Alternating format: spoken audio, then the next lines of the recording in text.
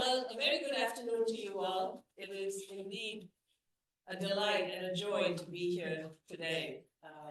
As Dr. Mohammed said, I spent a fair bit of my life here. In fact, we lived here for 24 years. So it's the one place in the world that I have lived the longest. And so Omaha is definitely home for us. And Creighton was an absolutely amazing institution for me. Helped me obtain my PhD. My PhD is from the University of Nebraska, but my lab was actually on the Creighton campus. We had a joint division, and I just love the collaboration between the two universities that helped in training me with my pediatric residency and my fellowship. And so I'm deeply grateful and honored to be here speaking with you all today. As you see, the topic is pretty broad. The organizers gave me the choice of picking my topic. This is one of the favorite ones I choose for mixed audiences, because I think that what I have to share with you today, hopefully, will apply to all of you, including those who are online. So, in terms of being the CEO, the idea is you're in charge. And I know that often we feel like we're not. Someone is making us do things, telling us what we need to do, and we don't have agency. And I'm here to tell you, you do have agency. So, anybody recognize this figure? Know where this is? Who this is? New York. Yeah. You got it. Do you know what it's called? The image is of a statue that was supposed to be temporary on Wall Street. And it's called Fearless Girl because it's facing down the hall, okay? And the reason I use these images is to tell you that sometimes you might feel like her. I'm very small, and I'm facing down this big hall. But I'm here to tell you, each of you has the ability to do this. So I'd like to begin with a moment of reflection. I learned this from the Jesuits here in Omaha. They start their meetings, their presentations off in with prayers. I'm at a secular institution, so I start mine with a moment of reflection. So please take a moment to reflect on your colleagues, your family and friends who support you in your life and in your endeavors.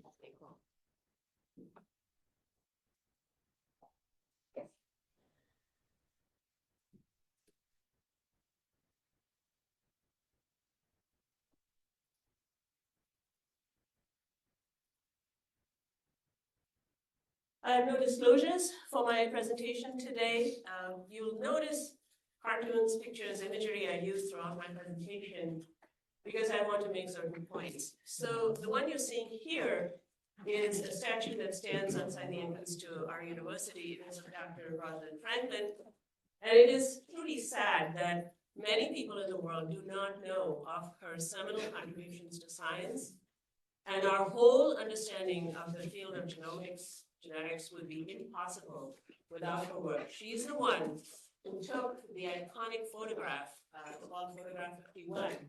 It's an X-ray crystallography photograph of the structure of DNA. And there was a Nobel Prize awarded for that work. She was not one of the recipients of the Nobel Prize. So I think it's important that we acknowledge her work, and I try to do that as effectively as I can. So what are we going to talk about? We'll start out with values, because our values really lead to our behaviors and the outcomes of what we do every day. And I will give you a little warning. There's a little bit of work I make all my audiences do, so you will all be asked to do a little bit of work. The lead scholars are sitting here and think, oh no, she made us do it this morning too. But just a little bit. We'll talk about different career paths in academic medicine. And Dr. Seaman will be very happy because I'm going to talk a little bit about how you achieve promotion and tenure. I know most of you probably are not tenure eligible anymore, but I think it's still something worth talking about. And that could be a whole talk on its own. We'll talk about that very briefly. And then really what I want to do is review career planning and development with you. Because as I said, you have agency. You're in control of your own career. So I won't ask for a show of hands, but I want you guys to look at this slide. How many of you are doing this? Multitasking, juggling. I love the top right picture. That lady is wonderfully multitasking and juggling, but she's walking a tightrope too at the same time. Sometimes we feel like we're doing all of these things. It is not wise. If you are doing this, which I was at one time, you will burn yourself out and you won't be able to help anyone if you do that. So back to the values. So what are values? The things you believe in that are important in everything you do. They help us to determine what our priorities are or should be. I see people sitting on the floor. I feel very bad for you. There are seats up front if you'd like to come up. And if you don't, hang out there. It helps us center ourselves. The centering concept in gender education is very important. It helps us understand, are we leading meaningful lives?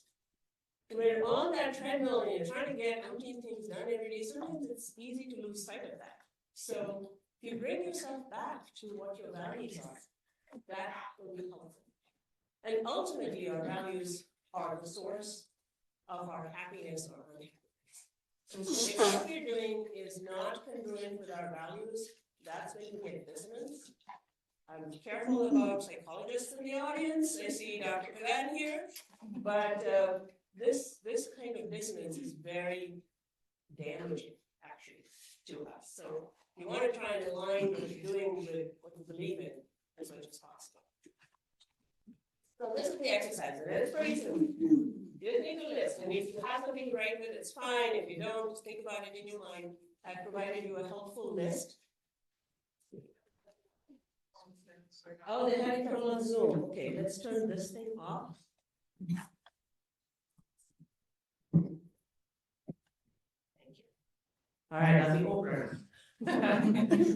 Okay, some people will get that reference. I guess Oprah's been off the air for a while. So this is a listing of lots of different types of values. Pick three. Any three. I hope you can see the slides. In the back, it might be a little hard to see. And you don't have to pick from here.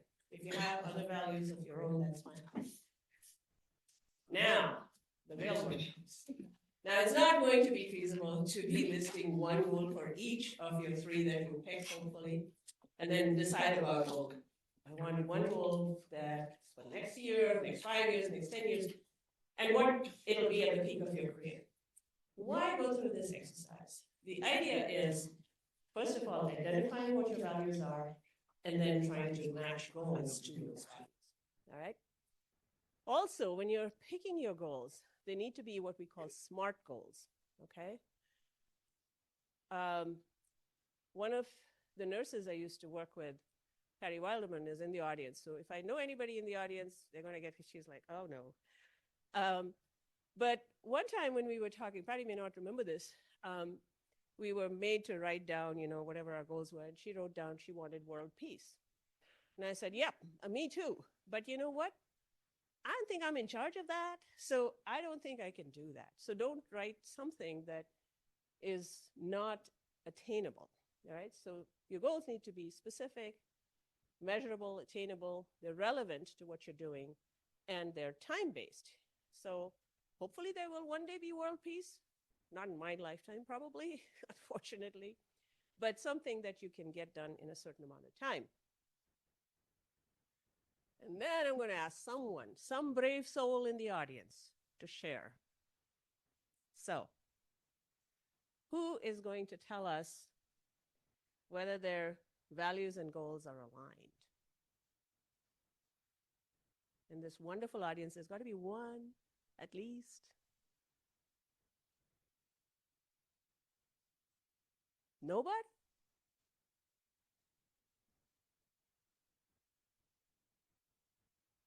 The lead fellows? I'm sorry, I don't know names, but I know who you are. I saw you this morning. Come along. Someone's got to play. Yeah. All right. Let's see. We do have brave people here. I wasn't aware I was getting a microphone. This is dangerous.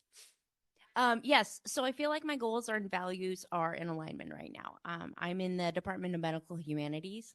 I have a fantastic boss, and I'm just doing a lot of things that align with where I want myself to go and where I see where our students can go. And being around them is very life affirming, and I think medicine is so important, and to have a small hand in creating and forming agents of change is really important to me, and that's what I get to do here. So yeah, thank you. That was fantastic. Let's have a round of applause. So I hope what you heard what she said very carefully, because she says her values and goals are aligned. She feels grateful for the opportunity in the formation of future doctors. She has a supportive boss, which is terrific. So all of those things are important to her. And her goals and where she's at might not be where you are at today. You're thinking, oh my God, she's so lucky. It has a little bit to do with luck, but mostly it's intentional because she's chosen this field to be in the medical humanities, because that is what feeds her soul. My words, not hers, but I believe that that's how she probably views it. Okay? So back to the CEO business. All right? So, what are the attributes of a CEO? They're generally the primary decision maker for whatever organization they're heading, whether that's a business, a company, um, a an institution of higher learning. Some of them now have CEO in their title. My university president has president and CEO in her title. They have the ultimate responsibility for the successes and failures of the institution. Someone said to me this morning that buck stops with you. And I said, for the medical school, yes. But for the university, no, that stops with Dr. Rowe. Most CEOs are expected to be innovative, take the organization to a different level through thinking outside the box, have a vision of where they want to take the organization, and to bring others along with them, inspire people to help them get where they're going. Stay laser focused on that vision, on where they're trying to go. You don't get to this level without having a very strong work ethic. Most CEOs are very hardworking folks. Also important that people take risks. Generally, when we talk about risk, we're all risk averse. But in this kind of a role, and as an individual who is managing your own career, your own life as your own CEO, sometimes you have to take risks. You heard that I went to South Dakota to become chair of the Department of Pediatrics. I was very comfortable here at Creighton. I can tell you, I love this place, okay? Took a little bit of a risk going somewhere new and trying on a new role, for which I was probably not entirely prepared at that point in time. But it's not reckless, okay? So why did I say I was not entirely prepared? I think I was prepared some, because I'd actually done, like the lead scholars here, I had done some leadership training. It's actually a program that's run out of Drexel University. It's a year-long training program for women leaders. So I'd done that. So I had some confidence that I have some leadership skills. Now, technically, CEOs often are the one figurehead, they're working alone, but really they don't. They often have a team with them. They have a board of directors that they respond to or report to. And so the ability to build these very strong teams and inspire them is critical in the skill set that a CEO has. So we'll talk here in a minute about how all this stuff applies to you guys. But the overarching principles of successfully building your career are listed here. You got to know what you want and pursue it with determination, okay? Now, I will tell you, people ask me sometimes, a lot of people ask me about my pathway to deanship, and I always tell them, I can tell you, I don't mind telling you, but my pathway is my pathway. It's not going to be yours or anybody else's, right? There are some people who start out their careers in academic medicine wanting to be the dean of a medical school. That wasn't me. I didn't start out there. So for me, it's been a stepwise progression. But every step of that way, I've thought about what I want, and I have pursued it to the best of my ability. We'll talk about each of these things in a little bit more detail here in a minute, but you have to have mental clarity. You can't get distracted. You have to stay focused. Remember that focus is one of the characteristics of a CEO. You've got to look beyond others approving or seeing you in that role, okay? I'm going to come over to this side so I can see you all. I can't see you quite as well over there. But many of us look to others, our bosses. Sometimes it's our families. Sometimes it's our program directors. We're looking to someone else to tell us we're doing a good job and we can do better. I'm here to tell you there's a lot of naysayers out there. There's a lot of people who are going to tell you, who the heck do you think you are to think you can be so-and-so, you can do so-and-so? Have that confidence in yourself, okay? Communication, whole another talk on communication that you could have, but you have to be an effective communicator. In our business, written skills, oral skills, they're all very important. Money. Some people view that as kind of not a nice thing, okay? The sole pursuit of money, I think, is not a nice thing. But we know that money is important to turn the wheels, to make things happen. So learning the power of money and how to use it is really important. And finally, last but not least, is taking care of yourself. I spend a fair bit of my time actually talking to people about this. That's a whole different talk I do on life work integration. I actually teach it at the Drexel program. Because one of the things we are taught early on as physicians, as being in the caring professions, is we have to sacrifice. We have to sacrifice ourselves in order to do our jobs. Now, I'm here to tell you that this will lead to burnout very quickly if that's all we're doing. So we need to do our jobs, and we have to make certain sacrifices, but we also need to take care of ourselves. I learned this from a very wise person. My husband, when I was here at Creighton, said to me once, you can't take care of anyone else if you don't take care of yourself. He's an engineer. I hate to say he was right, but he is. So we'll get to see a picture of him at the end there. All right, so knowing what you want and pursuing it, that's what all that goal setting stuff was about, okay? And I would encourage you all, go back. You'll get these slides, by the way. Everybody will, even those people online will get it. Spend 5-10 minutes. Just do this exercise. Do it for Archie, okay? Just write it down, all right? Being an expert at the rules. There are written policies. There are unwritten things. You need to know what those things are in order to be successful in your career. Especially the unwritten stuff. It's like, how the heck do I know that? The best way to do is to ask people. So how do you do things around here? What is valued at this institution?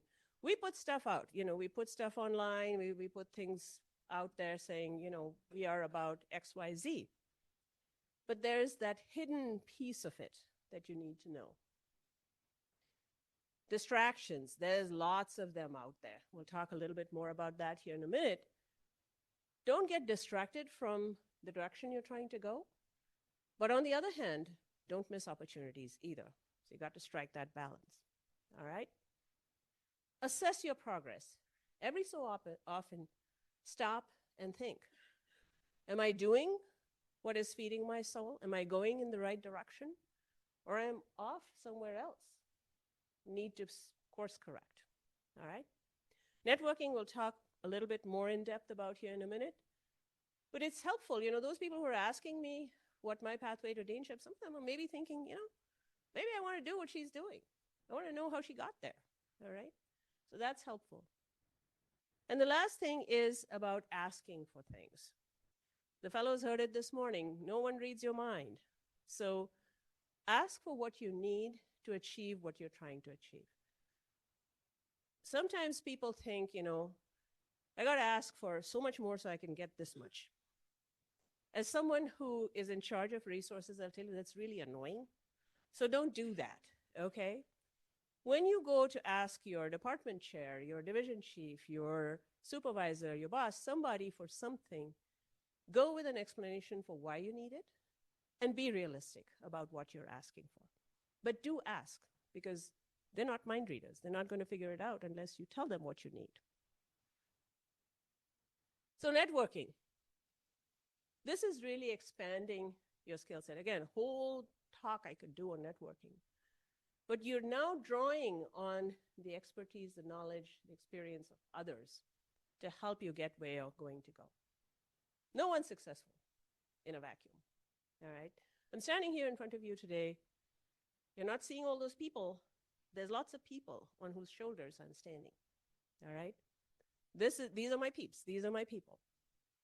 So I try very hard to build friendships and collaborations wherever I go. Last night, we had a little dinner, and Ms. Wilderman, who's been called on once already today, they were having an argument because there were 4 or 5 people there who are all from here, from Creighton, about how long they had known me. She's known me since I was a resident, okay? A very long time ago, last century, okay? That's how old we are. But maintaining those friendships, and we don't talk very often. In fact, she sent me a text saying, hey, I hear you're coming to Omaha. I want to see you, So keeping that network going is really important. Mental clarity. There are no pills to take, by the way. This is really to think about your energy. Your energy is a finite quantity. Your time is a finite quantity, okay? Use them well. So this is where having mental clarity of what my goals are, where I'm going, how am I going to get there, those are important for you to be successful. The other thing I like to tell people is about the importance of positivity. Unfortunately, there's a lot of negativity around us. And I'm from the last century, like I said, so I don't have social media, which is really good, I think. But for those of you who do, you know how much negativity there is on that. And what you don't realize is the impact it has on our psyche. So stay away from negative things, stay focused on the positives. You can't completely stay away from negatives. So if you're facing something, look at it as a challenge, not as a barrier. Okay, this is in my way, but I'm going to either get over it, around it, or through it. Have that determination. If it's a purely negative situation, get out of there. Controlling emotions. I think this is very important. Again, if you're in a leadership role, and people often think, I'm really not in a leadership role, I'm a resident, I'm a fellow, I'm a nurse, I just do my work. I'm here to tell you, each of you is a leader, whether you have a title that says so or not. There's what we call situational leadership. There are times where you are the person with the expertise, with the knowledge, you are in that leadership role, okay? So you need to be able to control your emotions. And as healthcare professionals, we are taught this, right? But when we are out of that healthcare setting, we all know how to run a code. We're not going to collapse at this patient's bedside if there's a code going on. We know how to run a code, right? But we're faced with someone who's very negative, someone who's angry, who's upset, okay? That person's already lost control of their emotions. They're yelling at you. You can't lose your own cool. So I'll teach you a little trick I have taught a lot of people. It's a very simple sentence. When someone is angry or upset with you, try it. It is to say, I am sorry you feel that way. That's it. I'm sorry you feel that way. It's not acknowledging anything other than that person's emotion at that time, okay? It's not saying they're right or wrong. It's not arguing with them. It's not saying you're absolutely right, nothing. All you're saying is, I feel what you are going through. It is expressing compassion. Looking beyond others' approval, we talked a little bit about this. I think this is where self-reflection is really good. I know you're trying to take pictures, and I'm getting in your way all the time, so I apologize. You're welcome to take the pictures. I'm happy to send the slides. I think they're going to send them anyway, but anybody who wants the slides can have them. But focus on your own strengths and your weaknesses. A very wise mentor once told me, lead with your strengths, because you're most likely to achieve success when you lead with your strengths. Your weaknesses will always be there. You should be working on them. But don't stay completely focused on your weakness. Oh my God, I'm not good at this. No. Focus on your strengths.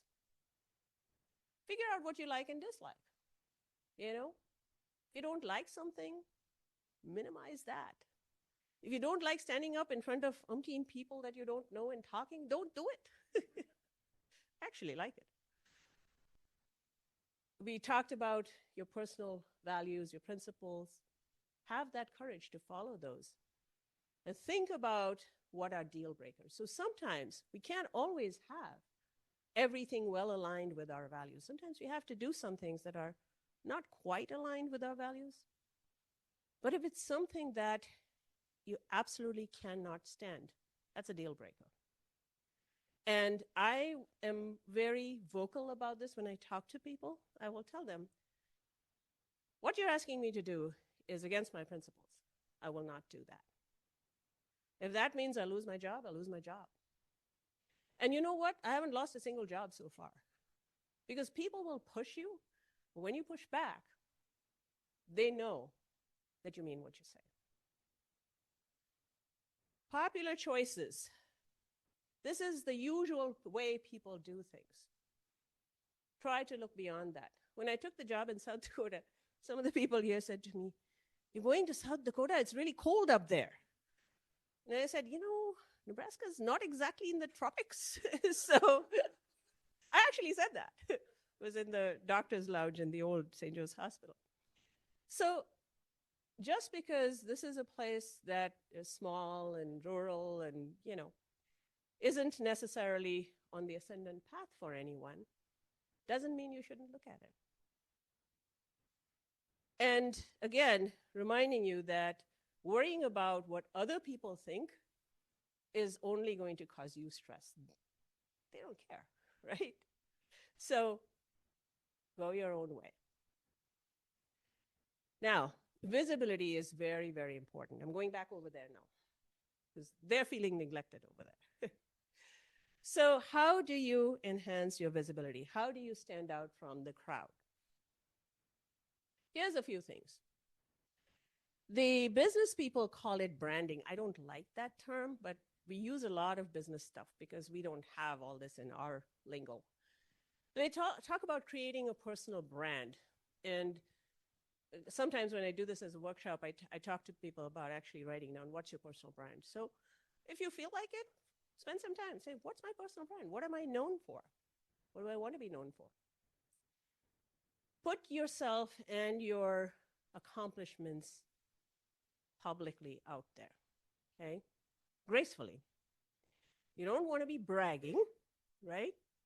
I said this to somebody just yesterday, that this is a quote from Muhammad Ali, or it's a sentiment from Muhammad Ali. It's not the exact quote, but he said something to the effect that it's not bragging if it's true, right? So if you're saying something about yourself that is true, it's not bragging. You just want to make sure that the person who's hearing it hears it with the intent that you are sharing it, which is to help them learn, to help them be educated, not beating your chest over something that you've done or you are. This is something I still do. I have a little drawer in my desk in which I put thank you notes. Sometimes I print out emails that people have sent me that say nice things. Because even a dean has tough days, okay? When I'm having a tough day, that drawer gets opened and I look at those things and I say, I am this person too. All this other stuff that's going on, I'm this person too. So keep that. Maintaining your CV. It is amazing to me how people who are in a professional career like ours don't do this. We're a community-based medical school like Creighton, and we put a lot of community physicians on our faculty to deliver the clinical training like you guys do. The chair of our clinical sciences department was telling me he's getting these from a new partner we have. It's a hospital up in Wisconsin. And some of these people have in their CV anticipate completion of residency in 2006. Okay, that's the CV they turned in for a faculty appointment. Don't do that. Okay, that's not wise. So update your CV. We talked about networking. This is a little bit different, but it's related. This is called power mapping. So connecting with people who are in positions of power. Now you have to, again, do this carefully. You're not brown nosing.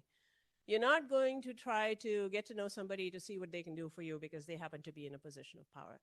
That's passé. Don't do it. But trying to get to know people who may be able to help you advance your career, there's nothing wrong with that. And I know this is hard sometimes, especially for the introverts in the audience, to walk up to somebody and introduce themselves and say, you know, I really admire what you do, whatever it is you want to do to connect. So for those people, I say, find someone who knows those people to make that connection for you. Okay? I certainly do quite a bit of this, actually. When I go to conferences, this is a large part of what I do is I take people around who need to know other people and introduce them. Talk about more about opportunities here in a second. But stepping up and volunteering to do stuff.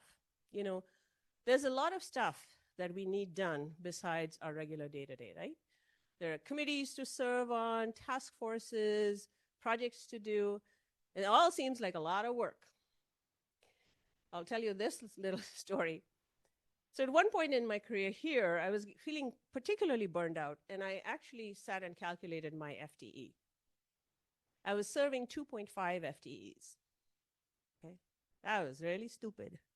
How did I do that? Well, people kept asking me to do stuff, and I kept saying yes. So thankfully, I have a great mentor, Dr. Roberta Sonino, who also used to work here, who said to me, well, you need to give some stuff up. And I said, yeah, I know, but I don't know what to give up. This is also important. I want to do. So like, stop. What are you going to give up?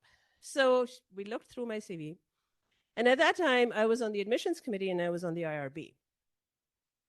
And she said, who did you piss off to get to the two worst committees that are there at Creighton? Okay? And that's because I was too stupid. I didn't know how to say no. I'll show you how to say no here in a minute. But volunteer, keeping your goals, keeping your vision, keeping your values in mind. This is the part I'll tell you about here in a minute, how to say a strategic yes and a graceful no. To the best of your abilities, always follow through on your commitments. I'm very careful now, because I've learned over the years, not to take on something that I can't deliver on. So under-promising and over-delivering should be your motto, not the opposite. This is really, really important.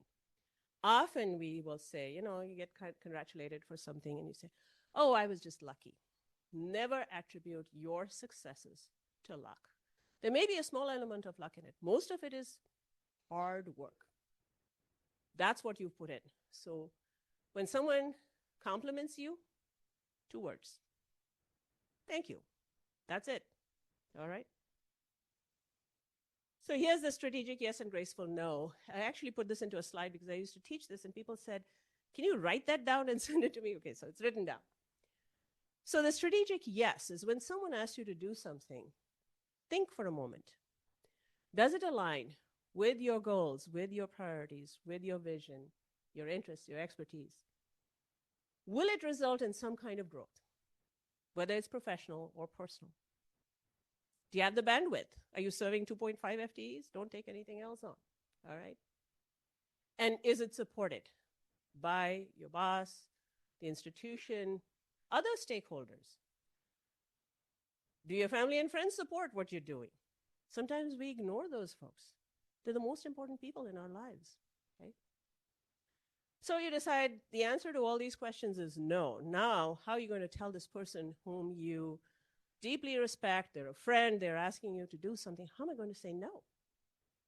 Here's the graceful no. First, thank them. Say thank you for thinking about me. Explain why you cannot accept the opportunity at this time. Okay? I get asked almost every week to review papers. And they have a deadline, 2 weeks, 3 weeks within which you have to finish your review. Sometimes I try very hard to do them because somebody was reviewing my papers. I want to do this. I want to give back. But I realize I'm also human. There are only 24 hours in a day. My recommendation for 48-hour days was not accepted. And I tell you what, if it was, all of us would be working 48 hours. No. So tell them why you cannot do it at this time. And mostly what I say is, my plate's too full. I've got too many other commitments right now. Recommend others, suggest others who actually may benefit. This is not passing off what you don't want to do to somebody else. This is really looking at, here's someone who might be better at doing this than I am. Okay, so pass it along to somebody else. And then remember to say, in the future, if this opportunity comes up, please do think of me. Because if you keep saying no, because some people have learned this mantra, just say no, just say no.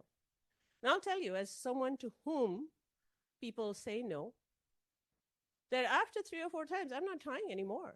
So I don't want that to happen. So I want people to know that I am still interested, if you're still interested. If you really hate it, then just say no. Mentors, the fellows in the room are going to say, oh no, here we go again. I'm going to make it very brief, but you need mentors, locally, nationally, regionally. Look for people who have expertise. And I always say, do a 360, look all the way around you, because some of the people who might be able to help you, I was joking this morning about working my phone. If I need some help with my phone, I'm not looking for somebody who's more experienced than me, older than me. No, I'm looking for an 8-year-old who can help me figure that out. All right? Often, professional societies and organizations are a source. There are people there who will really be great mentors because they're in your field, and they will be able to help you along your career. Make sure that you have regular interactions. We talked about this morning. Typically, in an active mentoring relationship, it should be at least once a month. Right now, for me, I meet with my mentors very infrequently. It's a PRN basis. But I'm also much further along in my career. For people who are early career, mid-career, those interactions need to be much more frequent. But we're talking about relationships. I told you I've known Patty for a few decades. I mentioned Dr. Sanino. She has remained my mentor for over 20 years. She's retired now, but she still mentors me. How do you connect? In the modern world, lots of different ways. Earlier in the old days, we used to have actual sit-down meetings. I think those are still important if you can. In-person meetings are great, but if you can't, phone calls, emails, Zoom calls, whatever you need to do. And then finally, what to avoid when you're looking at a mentor. Sometimes you just get the sense this is not the right person. And so it's very subtle, but pay attention to those clues. Okay, because maybe that person doesn't have your best interests in their heart. And if it's not subtle, if it's overt, get out of it. We talked about this a little bit also this morning. They're not mind readers, so update your bosses, your mentors on a regular basis. Show them, not tell them, show them data, progress, your productivity. Some people say I demand it. I don't demand it in my mind, but I do ask it of my mentees that they keep me updated on what they're doing. And they know that's the accountability piece, that I hold them accountable for things.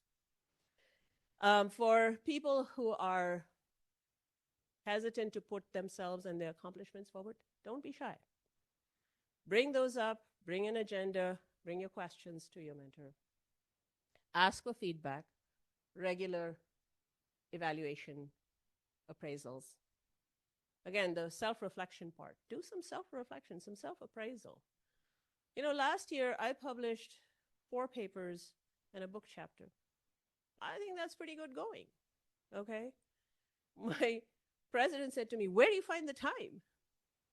And I said back to her, "You find the time for what you're passionate about. I care about this, so I do it."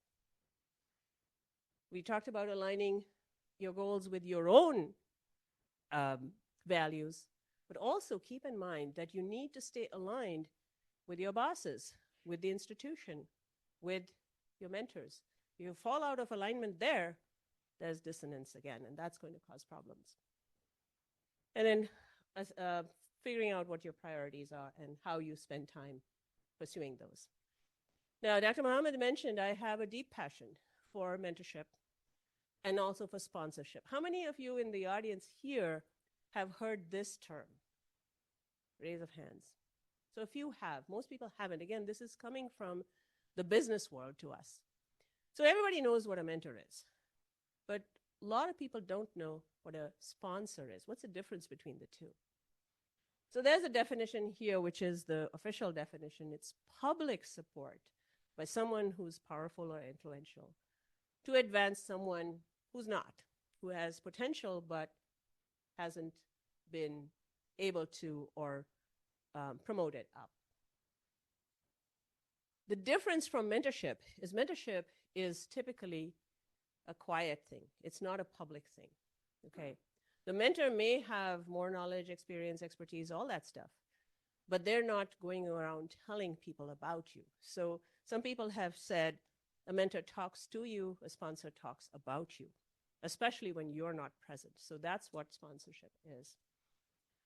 And this is, again, part of that power mapping, developing relationships that will help you achieve your goals by your sponsor speaking about you, promoting you.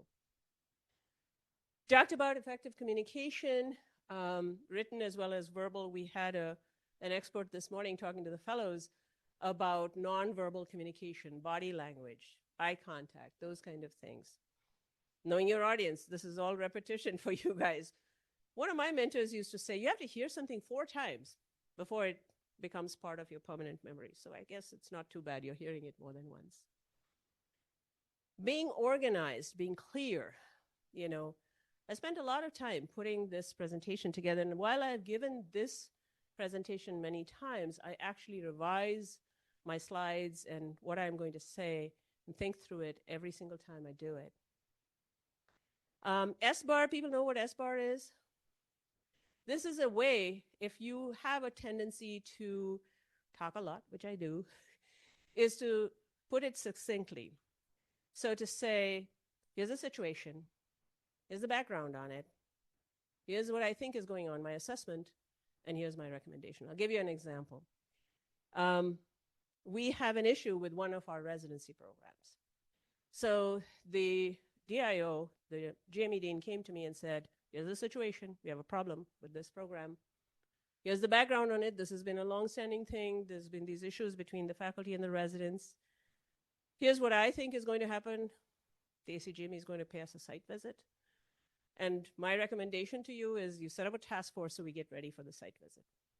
So within a minute, he was able to convey to me what the issue was and how we should address it. At all times, you need to be honest, you need to be transparent, and you need to be reliable.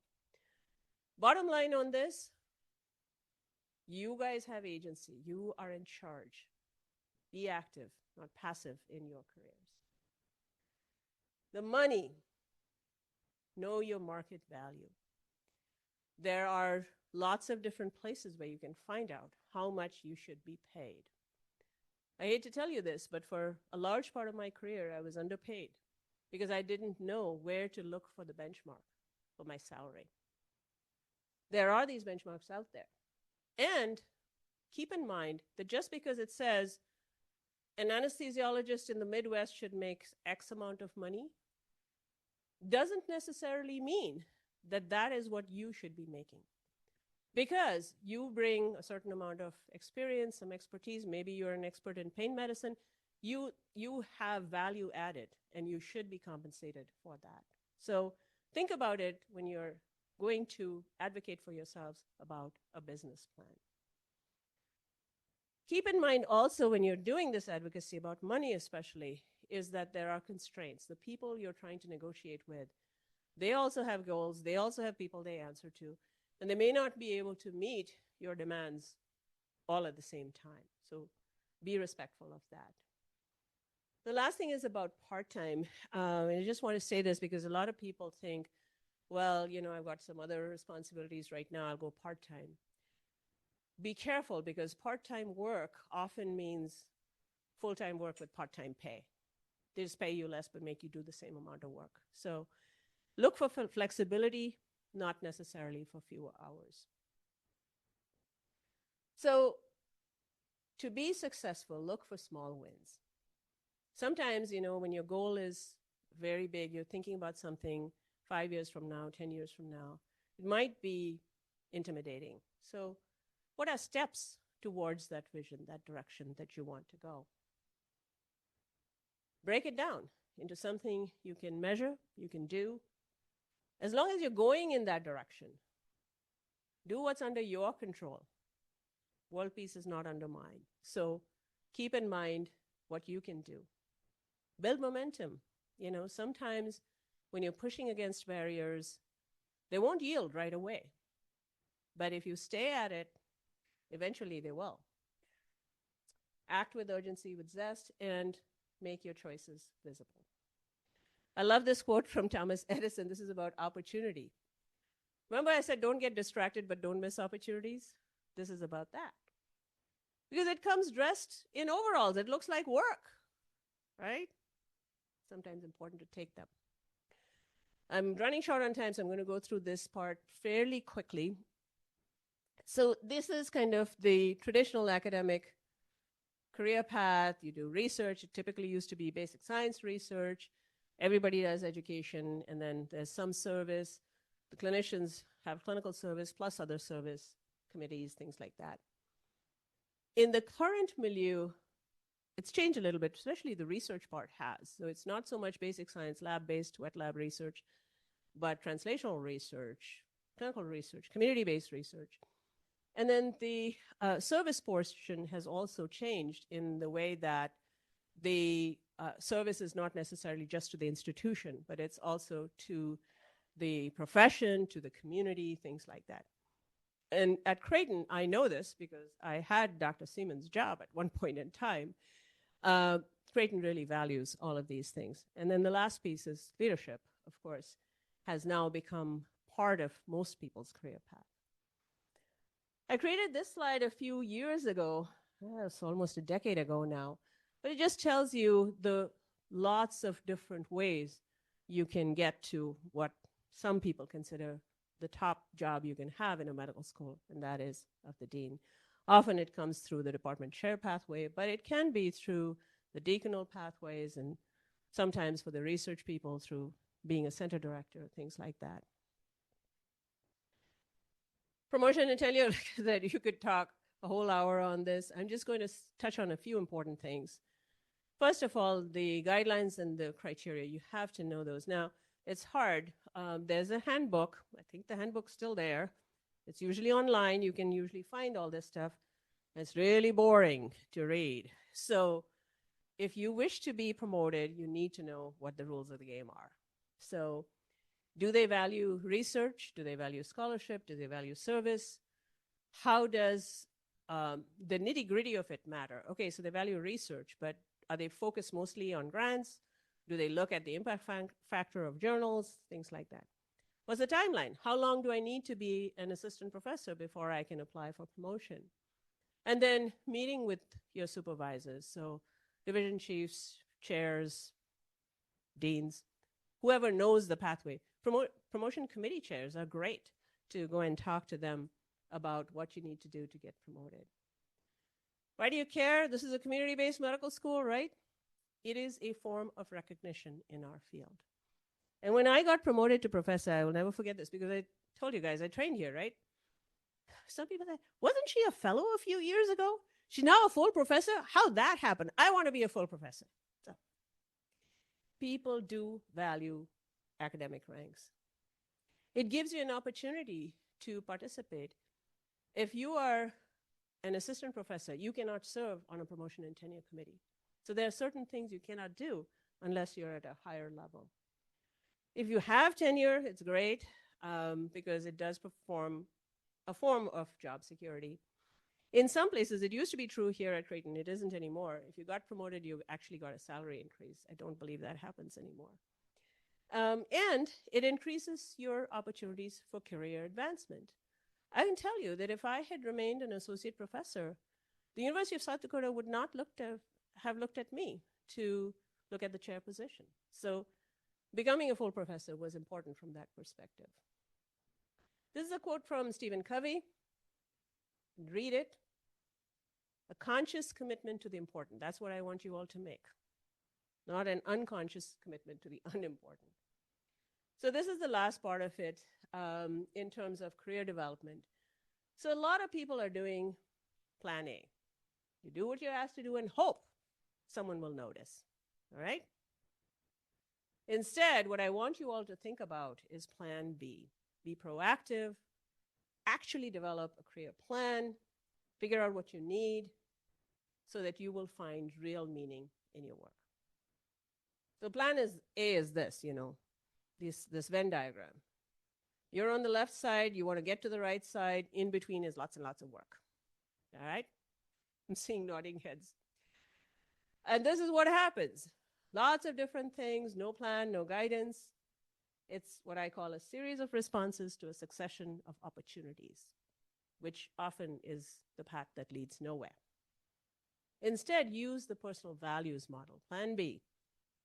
Think about it. Go back to what are your values? What are your goals? Are they aligned? Weigh the pros and cons of different opportunities. Seek advice. This is where your mentors are going to come in very helpful. I always tell my mentees, you don't want to do something, just say, Archie said don't do it. Okay? Blame the mentor. Yeah, they don't know who I am. Just say my mentor told me not to do it. If you don't feel comfortable saying, I don't want to do it. But get some advice. Think about how much time and effort it's going to take to do whatever you're being asked to do. Talked about overcommitting and underdelivering already, and the strategic yes and graceful no. So this is what I do recommend, what's called the 4D approach. The destination, where you want to get, designing how you're going to get there, actually doing what you need to do, and then documenting. This is the really important thing. So for a second, I want you to imagine 10 years from now, it's a long ways away for all of us, you're going to get an award. Think about what you want to achieve during these 10 years to get that award. And then write down, what's the presenter going to say about why you got this award? Okay? Now, usually in workshops, make people actually do this and share it. We don't have time for that today. But let's talk about these 4Ds just a little bit more. This is from Alice in Wonderland. As a pediatrician, I love cartoons. I love children's movies. And actually, in the movie, if you've seen it, the Cheshire Cat, Alice is lost in Wonderland. So she says, I'm lost. What road do I take? And the Cheshire Cat says, well, where are you going? Alice says, I don't know. He says, then any road will take you there. You're going to get there if you don't know where you're going. So know where you're going. Where are you going? What do you really want? What's meaningful and satisfying to you? What will bring you fulfillment? Have a plan. Okay? It will serve as a guide for you and your mentors who are trying to help you. Periodically review it. Let your supervisor know what your plan is. Negotiate for what you need. And learn to say no. Yes, Bonnie, my assistants are still trying to teach me that. My long-term assistant, Bonnie Niemeyer, is here. Don't let your career be sacrificed to all your talents and abilities, because people will recognize them. They'll ask you to do stuff. But if you go that opportunity model, you're going to get lost. For doing, you'll need resources. Make sure you have them. Make sure you have time. That's the biggest resource we need. Mentors and sponsors we talked about, and the periodic review. And then finally, documenting. This is the most painful part, But I will tell you this, I was telling Bonnie this last night, that when I was here, Bonnie kept track of everything I did. I don't have Bonnie anymore, so I have to do it myself. But I still maintain my CV and I still put things on there. And think about, what picture does your CV paint? So if you are that person that's submitting a CV that says, I will complete my residency in 2006, it tells you something about that person, right? This is something that I was teaching one of my mentees, is documenting all of your mentees and their achievements as well. The best piece of advice I got given early in my career was by Dr. Nancy Hansen, who's still here at Creighton. She just said, Archie, keep everything, keep everything. So I became a magpie. I keep everything. My daughter says I'm a hoarder, but I do. Because that way, if I have to go back and find something, it's there, okay? These are some of the references that I used to prepare my talk. The first one is actually a little book called The Promotion Game. It was written by Dr. Pascal Lane, who was at UNMC here. And the others are some articles. The one that has my name attached to it is actually a toolkit. This is available to everybody online if you want to see it, on transitioning from one role to another. And I always end with a big thank you to my family, my husband, Samar, and my daughter, Maya, who is a pediatric resident in Iowa City. She's a second-year resident now. And then you see my work family, my team there. These are members of my cabinet that do an amazing job in keeping me in line. With that, I will end my remarks and ask you for any questions or comments you have. I think we have about a minute left. I'm watching the clock up there. Thank you all very much. I really appreciate your attention.